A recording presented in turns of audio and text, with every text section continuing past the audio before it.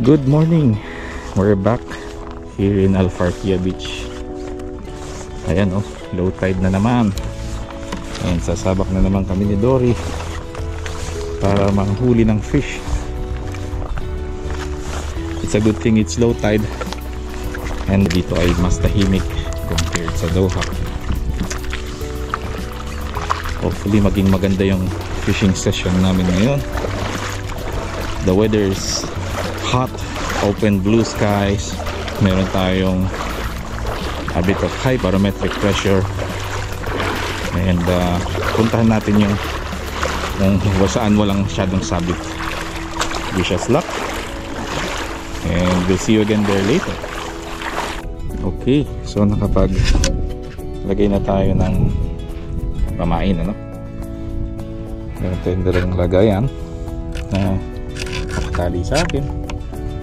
Hanggang tiro lang yung water, no, sa akin. And hopefully wala tayong sabit. Di tulad last time, paghagis pa lang mayroon na. Kalmado ang waters. May mga kabayan tayo doon na nagbe-beach. Meron din kabayan doon sa right side, or should I say left side natin, na naging pake na din. Wala na sila. Nakapaghagis na ako. Wala pang fish. May nakita akong tumalon sa harap ko kanina lang. Iwan ko lang kung kakagat sila ngayon.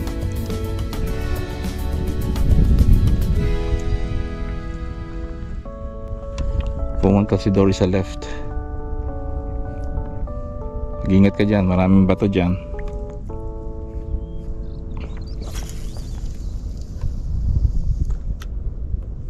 Okay, good cast.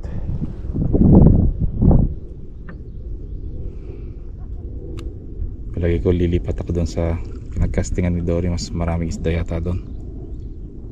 Uy, tama, naka-sherry si Dory. Naka-unlock na siya ng dalawa, sweet lips and sherry. Kumagat.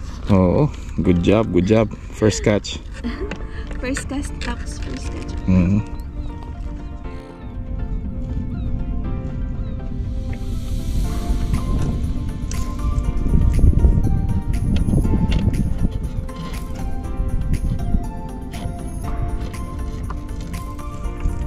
Tumalang mga isda ngayon ah. Unang cast ko pa lang, malang nakagat eh. Kailangan lang nagpaparamdam. Ayaw yata nung aking pamain.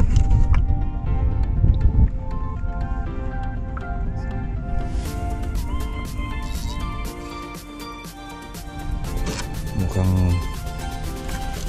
mahiyain yung mga isda ngayon. Si Dory pa lang yung nakahuli. Kanina pagkahagis ko may kumagat eh. Ngayon nawala. Nakuha yata kaagad yung shrimp. Mukhang maliit na isda lang yung gumagat. Or either gumagapang yung sinker ko sa may ibaba kasi may underwater current. Pero hindi eh. Kinakagat niya. May kumakagat eh. Either maliit na isda to or crab. Huwag lang crab. Sige na, kagatin mo na. Yan. May tumatalon. May mga tumatalon na isda.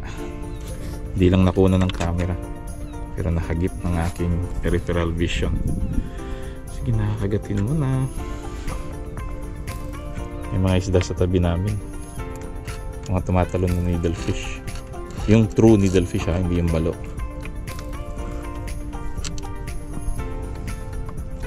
Yung last time na nakuha natin dito, yung malaking balo yun talaga. Yun yung first ko na malaki, as in malaki talaga. Well, sabi nga na, there's always be a bigger one. Kasi yung first needlefish ko na malaki, it was back in fourth quarter ng 2023. Around November, December siguro yun. Saktong pa-winter. Okay, hagis-hagis pa tayo.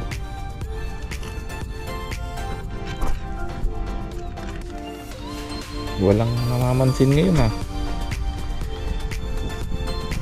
Ayaw kumagat ng mga isda.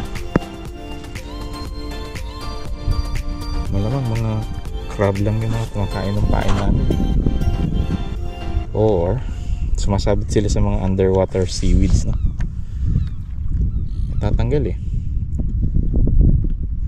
Although may mga nararamdaman naman kami kung mga kumakagat, kaso parang wala naman talagang isda eh. Isa lang yung nakuha ni Dory, yung isa lang kanina. Hanggang ngayon yun pa rin. Wala talaga eh. Wait pa tayo. Ang daming weeds sumasabit sa ating mga pamain, sa ating mga bait. Tanggal ako ng tanggal eh, kaya siguro hindi nakikita masyado ng isda. Yan o, kailangan tanggalin yung mga yan. Uy, nakahuli ng needlefish si Dory. Oh my gosh, paano ko ito tatanggalin, sir? Kaya mo yan, very good. Yan, Oh my gosh, sweetheart. yan, very good. Ang ganda. Yun, good job, good job, good job. Good job. O, tanggalin mo na. Ha? Tanggalin mo. Baba ko? Tanggalin mo dito. Halika rito. Uy, medyo malalim dito sa pwesto. Good job, good job. Sa akin may kumakagat. Huwag kang malikot. Hagat sa akin habang papunta ka sa akin.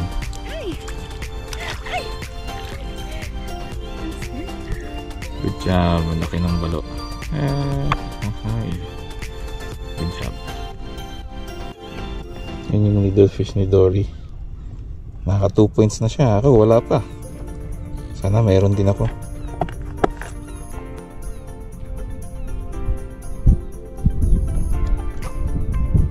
Napaka-calm ng dagat.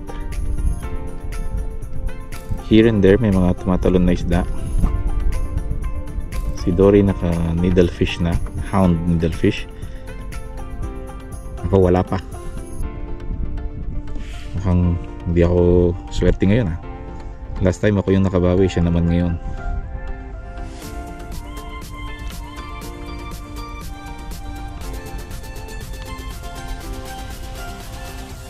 The good thing is wala pa tayong sabit. Na didislodge naman ni Dory yung mga snags niya. Ang problema lang is ang daming seaweed sa ibaba at saka yung silt. Alam mo yung silt, yung mapinong lupa na malagkit. Minsan nalulubog yung ating mga bait sa silt at saka sa seaweeds eh. Hindi makita siguro ng isda, kaya hindi yun di pansin.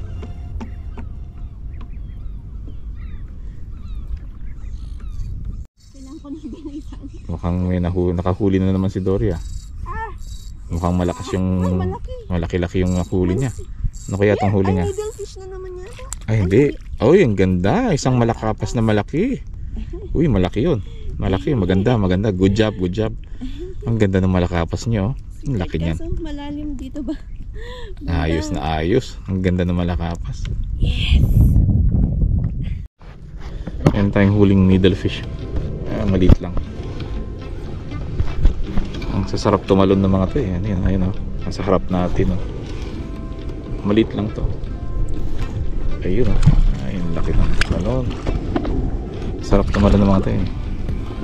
Isa sa mga masarap pulihin to eh, kasi meron siyang, uy, mahilig sila tumalon eh. Kumbaga challenge ba. Ayun oh, nasa harap to ang needlefish. Well, at least hindi na zero. Hindi ako na zero.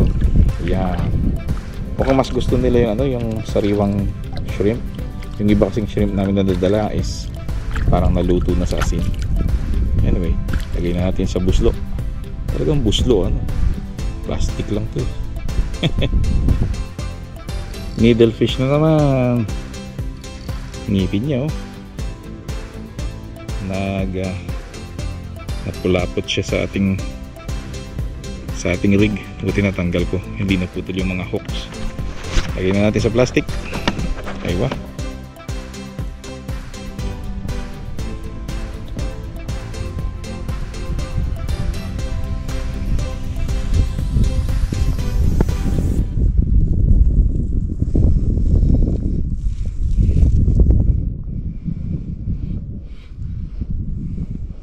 Mukhang puro mga needlefish yung mga meron dito ngayon ah. May kumakagat na naman. kagat. And parang panahon nila ngayon eh. Bagay all year round naman halos ng mga to eh, except pag sobrang lamig na ng tubig. Kagat. Ang crab lang kumakagat sa ano ko. Yun, huli. Hook. Ay, ano kaya to? Kaya ito, ano kaya to? Either malakapas o kaya ito. Hirap tulahin kasi sa GoPro ba? Nasa tapat ko na yung line ko. Ayun oh. Yan. Nasa baba. Ayun. Nakikita nyo sa ilalim ng tubig.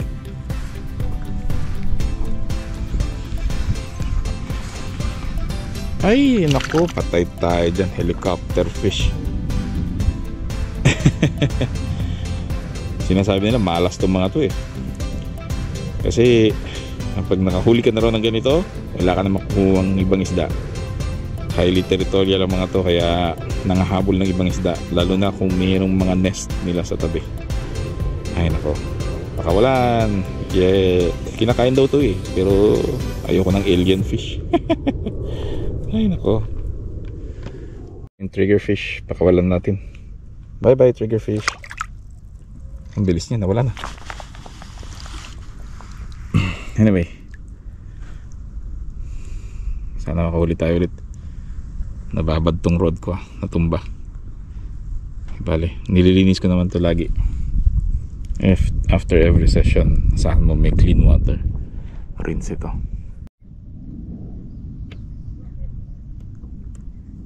Sabi ko naman kasi sa'yo, ganito yung gloves na bilhin natin sa'yo eh. Nakalabas yung daliri mo.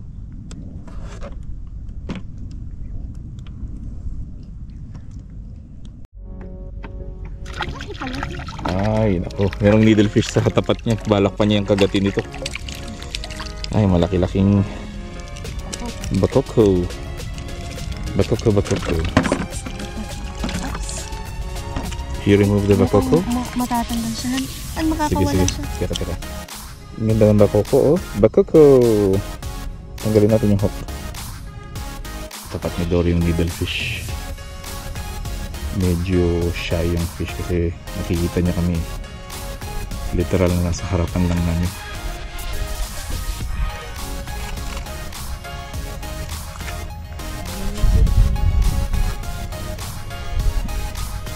Dito lang eh. Yun oh. Hindi nyo nakikita sa camera pero nandito lang siya.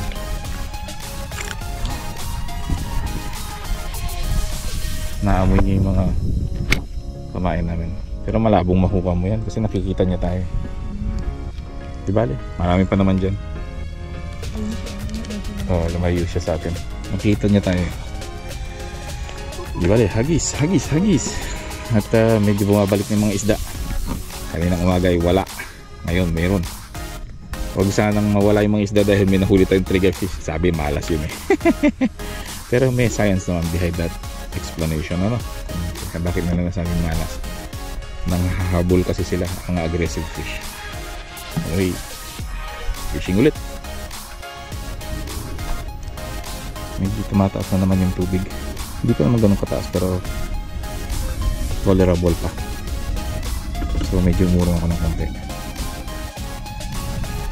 Huli si Doray. Oh my God, I think it's a big bakoko. Wow, ang gandang bakoko nito. It's a bakoko. A very good bakoko. Kalaki. Malagay mo dito. Gandang bakoko niya. Huli ka. Matuto ka magtanggal. Binabad niya yung reel. Medyo tumataas na ng konti yung tide. Umurong kami ng konti ni Dory. Kasi hanggang baywang na yung tide. So far, may mga huli naman kami.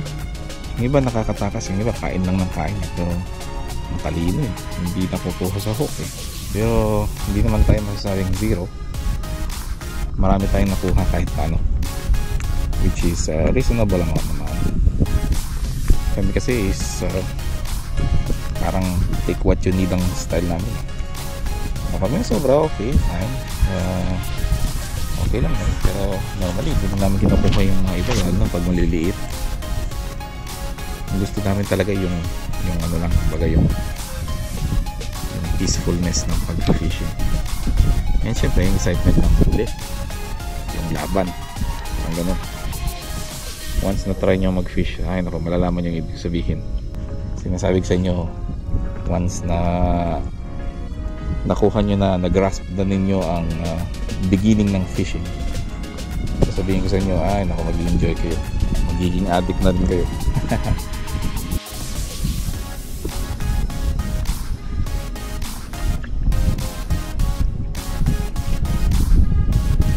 Nagtampo na naman yung mga isda. Kanina meron eh. Dinidebunk na nga natin yung myth ng ng trigger fish eh. Tapos bigla na naman nawala ng isda. Ay, kaya makagat. Sabi ko lang walang isda, may makagat. Kaso parang binibitawan lang nila eh. Parang alam nila eh. Nagsawayan na yata sila sa shrimp. Nung kasagsagan ng winter, gusto nila yung halaan. Ngayon naman, shrimp na naman, pero parang gusto ng ibang ulam ah. Nako, sumabit si Dory.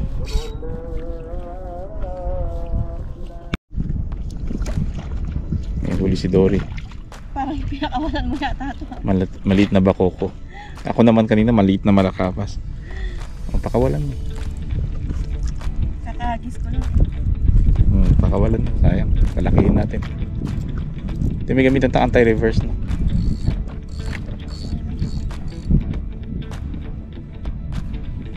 Catch and release. Kasi baby pa. May needlefish na naman. Ayun oh, tumalon. Kita nyo?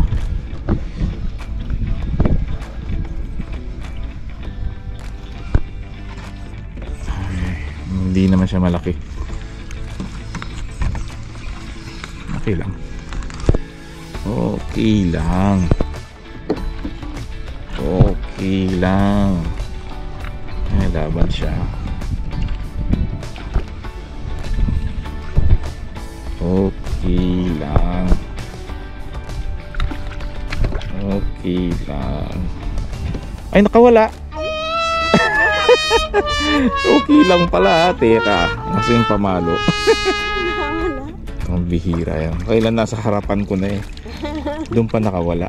Napakaswerte naman nung needlefish na yun. Nakawala siya sa frying pan ah. Ay, sige pa, marami pang isda.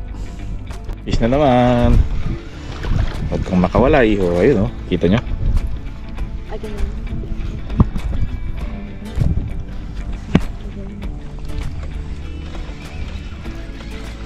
Ayun oh.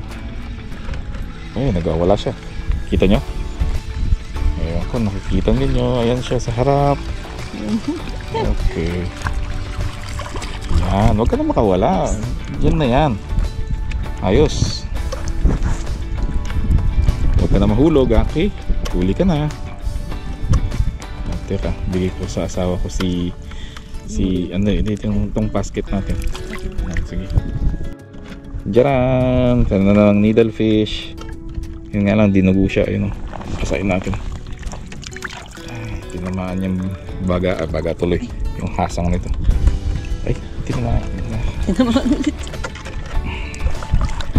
Pasok ka dyan. Yan. May naligaw na baby sherry.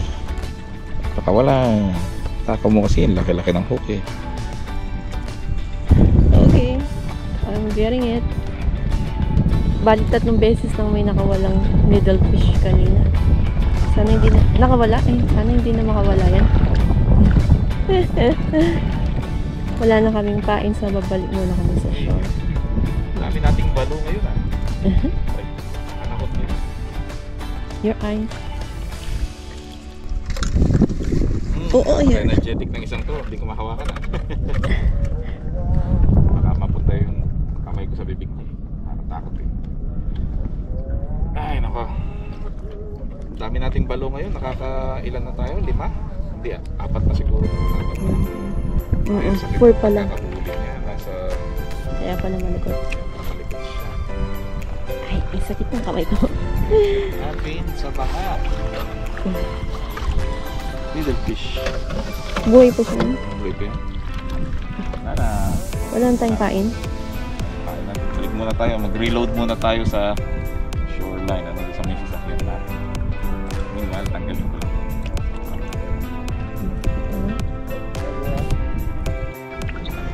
And so, pabalik kami sa Pampang. Naubusan na naman kami ng pamain. Maraming kumagat ngayon Kanina wala. Yun nga lang, puro needlefish yung mga kumakagat. Mga balo. Okay lang, at least meron tayong maluluto. Yun nga lang, ang alam ko lang luto sa balo is prito. Yung talagang needlefish, yung manipis yung bibig. Ibig sabihin yung talagang pa-point yung bibig. Yung may kaliskis ba yun? Yun, pwede nilang ikilaw yun. Sabi nila maganda raw sa kinilaw yun.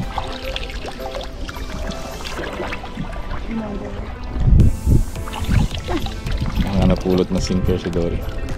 Nawala na po ang dalawang sinker. Okay. Punta muna tayo doon. Nagmerienda muna tayo.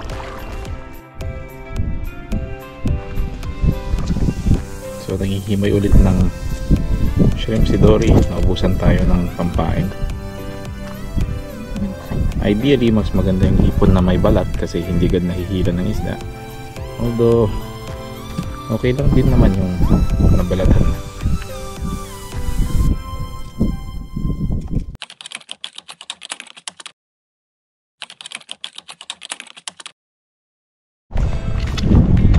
So, tapos na kaming makapag-replenish ni Dory.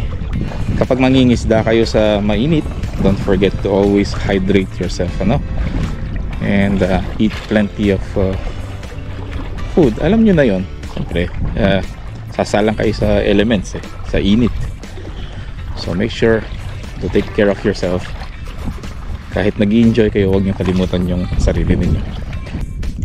So bumalik kami ni Dory sa beach, sa may dagat, para manghuli ulit ng isda. Yung mga batuhan doon na pinanggalingan namin, lumubog na.